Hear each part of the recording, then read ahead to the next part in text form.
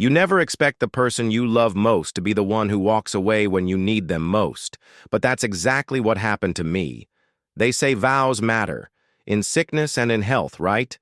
Well, it turns out those words sound a lot nicer in wedding speeches than they feel when you're watching your body fall apart in real time, and the person who promised to stand by you is quietly slipping out the door.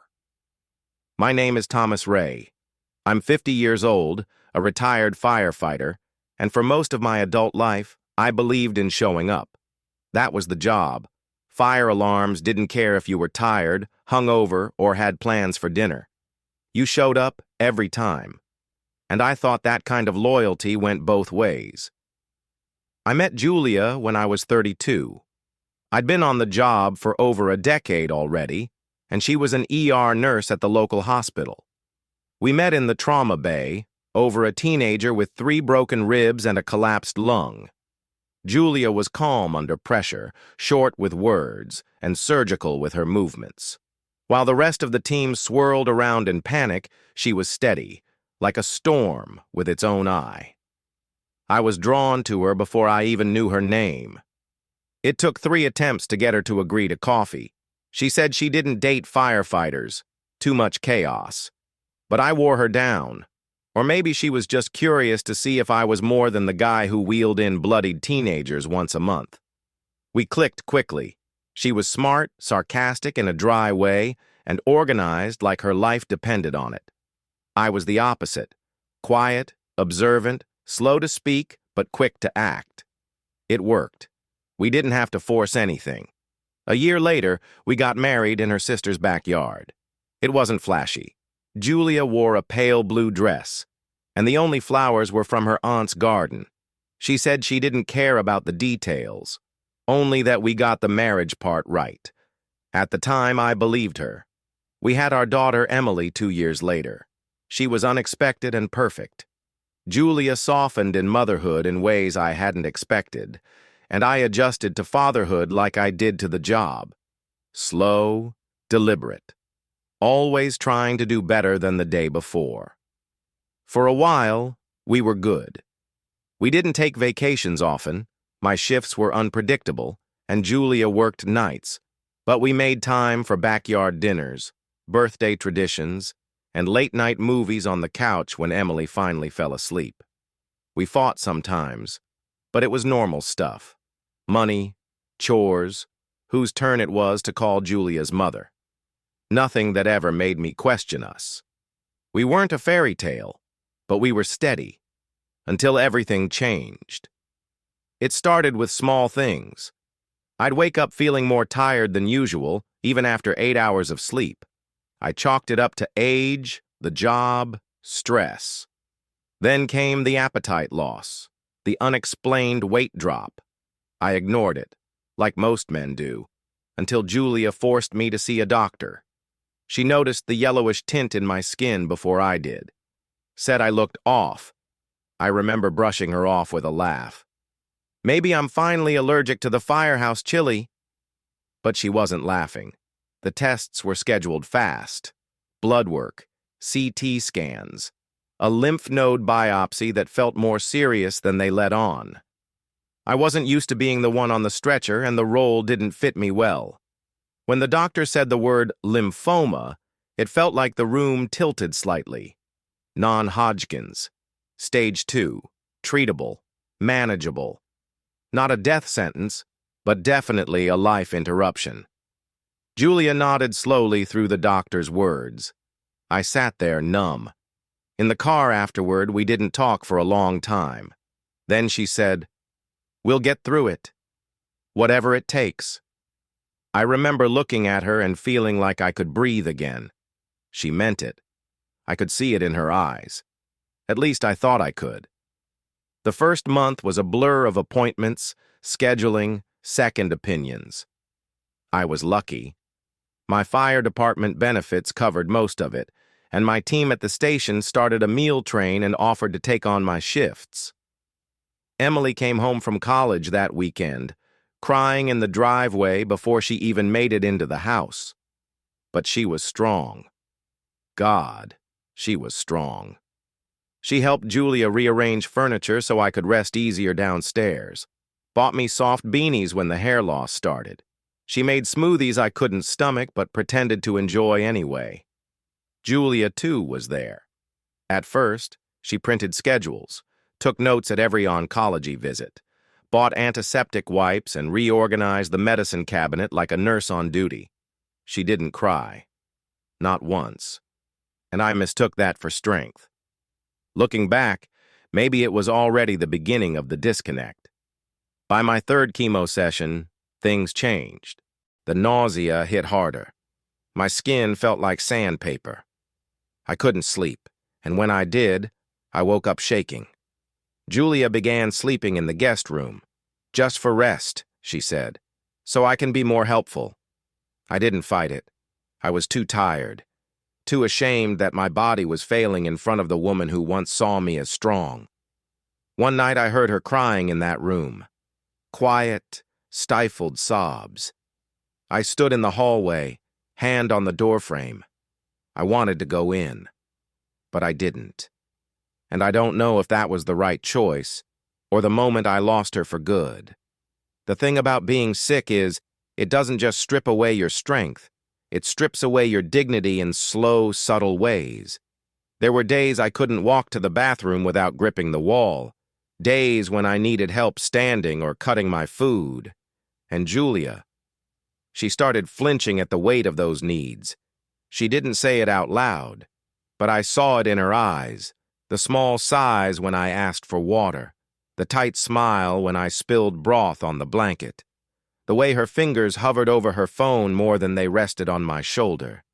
It hurt more than the illness. She started coming home later than usual from work, even though she wasn't working doubles. I didn't ask. I didn't want the answer. Emily came back for another weekend mid-treatment.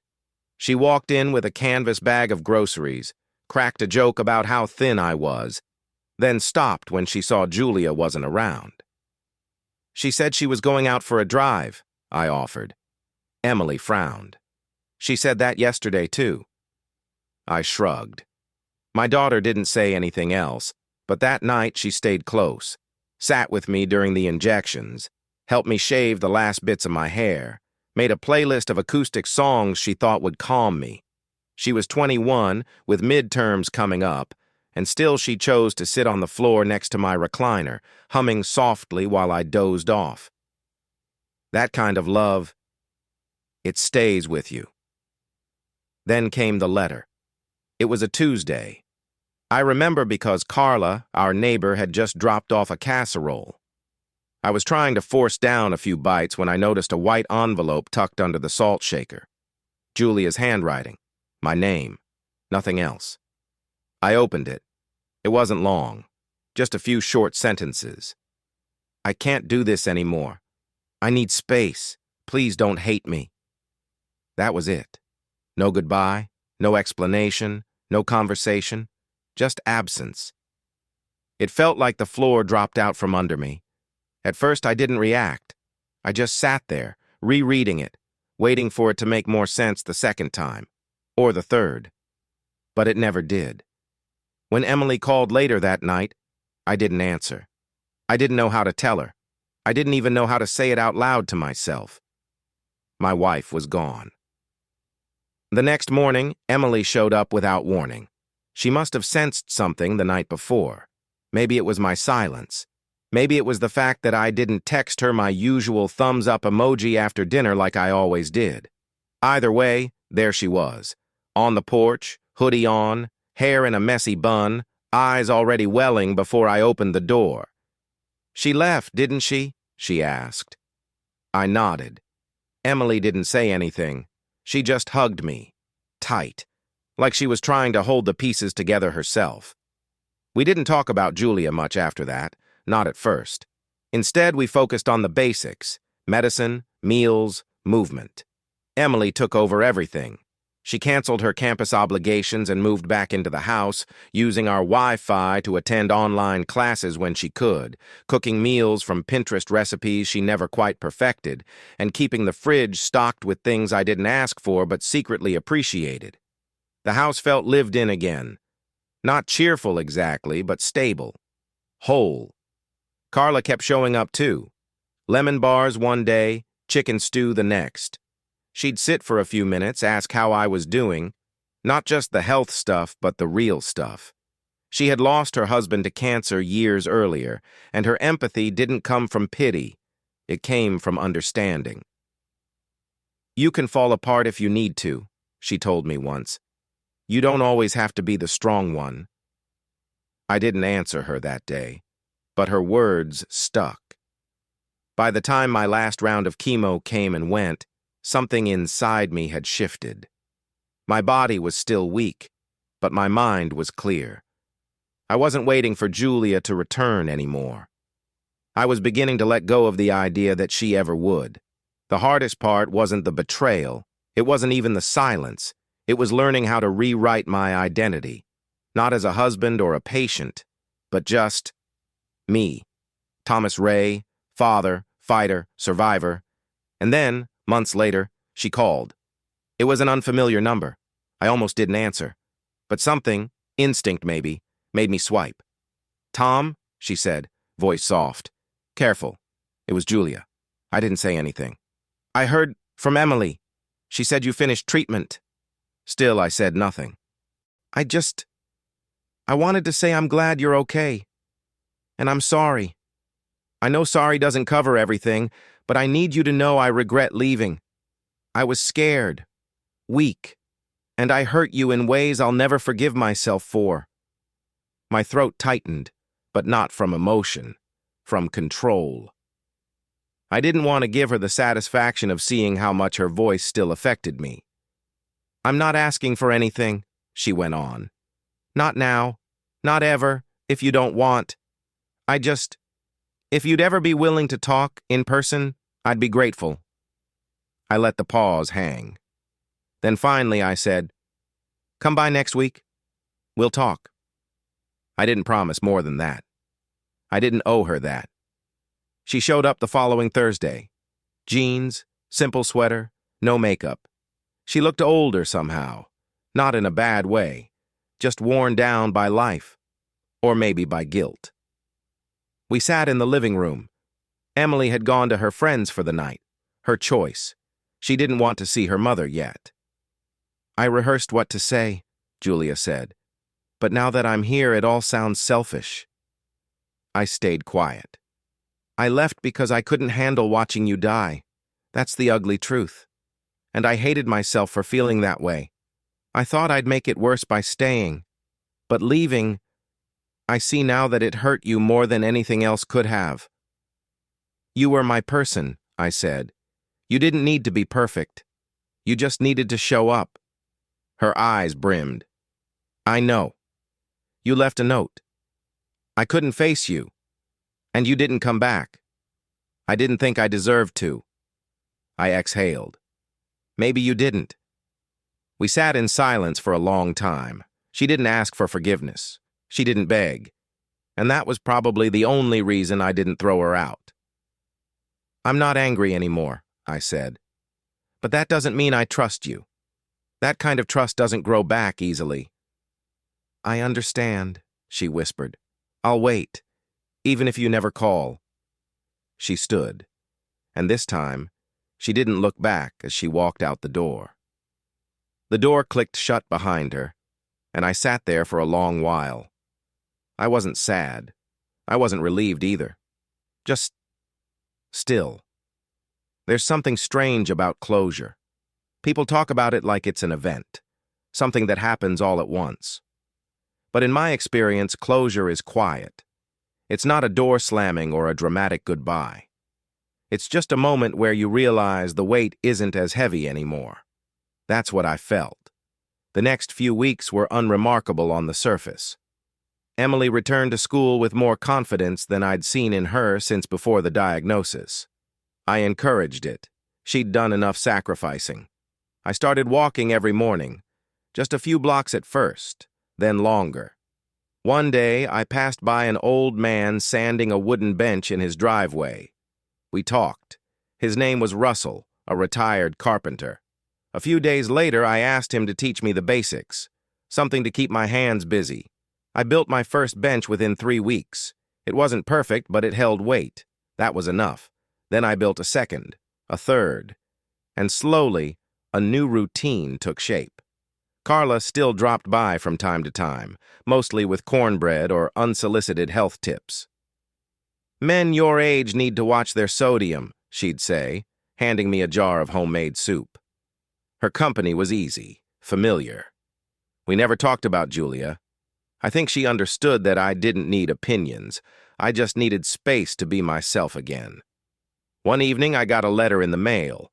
No return address. But the handwriting was familiar. It was from Julia. Not a note this time. A real letter. Pages long. She didn't beg for a second chance. She just told me about her days, her work, her therapy sessions, how she was trying to become the kind of person who stayed instead of ran. She said she didn't expect a response. I didn't write back. Not right away. But I didn't throw it away either. I folded it neatly and placed it in the drawer beside my bed. Fall came fast that year. The leaves outside turned gold and red, and I spent more time on the porch than inside. There was something calming about the sound of dry leaves scraping across the driveway. It reminded me that things end, but also that they begin again, quietly, without fanfare. One crisp morning, I found Emily sitting on the porch swing, wrapped in one of the old blankets her mom used to keep in the linen closet. She was staring off into the distance, not scrolling, not texting, just thinking. "She wrote me too," Emily said without turning. I knew who she meant. "What did she say?" I asked. "That she's sorry, that she misses me, that she's working on herself." I waited. "She asked if I'd ever want to meet for coffee, just to talk." I looked at her. "Do you?" "I don't know," she admitted. "I'm still angry, but I kind of miss her too." I nodded slowly. "You're allowed to feel both." She glanced at me, eyes soft. "Would it bother you if I did?" "No," I said. "She's your mother, and this isn't black and white." Later that week, Emily met her for coffee. She came back looking tired but not upset. She didn't say much, and I didn't press her. Some conversations belonged to the people who lived them. As for me, I focused on small victories. I started volunteering once a week at the local firehouse. Not to go back on duty, but to talk to the younger guys. Show them the ropes. Help with paperwork. Share the kind of stories only old firefighters tell, the ones with half-truths and heavy lessons buried in laughter. It gave me purpose. Not the kind I used to have, but something close. That winter, I got another letter from Julia. This one shorter. "I hope you're doing well. No expectations. Just thinking of you today." There was a time that would have hurt. But now it just felt human. By early spring, I'd begun to feel like myself again. Maybe even a better version. Stronger, clearer, quieter in my mind. There's something about surviving something big that strips you down to what matters. You stop pretending. You stop explaining yourself to people who never earned that right. One morning, I got a call from the station. One of the rookies, a kid named Jake, wanted to know if I'd be willing to speak at a local high school for Career Day. They were short on speakers, and he said the chief specifically asked for me. I almost said no. But then I remembered how much I'd wanted something like that when I was starting out. A voice of experience. A reminder that the job was more than just fires and adrenaline. So I said yes. The talk went well, better than I expected. The students were curious, respectful, even a little moved by the end when I shared how much firefighting had taught me about life, and how much getting sick had taught me about survival. After the event, a teacher approached me. She'd lost her husband to cancer last year, and said my story had helped her more than I'd know. I walked out of that school feeling lighter than I had in a long time. That night, I sat on the porch, watching the wind dance through the trees, and thought about Julia. I didn't miss her in the way I used to, but I did wonder if she'd ever feel peace. Not about what she did, but about who she was becoming. Maybe that's what forgiveness is. Not forgetting, not excusing, but letting go of the need for it to ever make sense. A few days later, Emily came home for the weekend. She told me she'd been seeing her mom occasionally. Short lunches, text check-ins, nothing big, nothing forced. "She's different," she said. "Still herself, but softer." "That's good," I said. She asked about you. I looked at my daughter and smiled faintly. "What did you say?" "I told her you're doing just fine." And that was true. Weeks passed. Julia didn't reach out again, and I didn't either. I think we both understood something without having to say it. Some relationships don't need a second act. Some are meant to teach, to stretch, to wound and heal, and then to rest. One Saturday, I got a knock at the door. It was Russell, the old carpenter. He'd brought over a stack of reclaimed wood and said he had an idea, something we could build together. A bench with carving, something permanent. We spent the weekend working in the garage, hands covered in sawdust and varnish, music playing low on an old radio, and when it was done, we carried it to the front yard and placed it under the big maple tree. I carved one word into the backrest myself. Endure. Not because I was bitter, but because I knew, now, that enduring wasn't just about surviving pain, it was about surviving love, change, loneliness, forgiveness, yourself. One evening in late summer, Carla joined me on the porch for iced tea. We didn't talk much. We never had to. But before she left, she touched my hand gently and said, "You're not the same man who answered the door months ago." "No," I said. "I think I'm better." She smiled. And for the first time in a long time, I felt like life was opening a new chapter. Not one I had planned, but one I was ready for. So when people ask if I'd ever take Julia back, I don't get angry. I just say this: she made her choice, and I made mine. Because this time, the story ended with me choosing what came next, and I chose peace.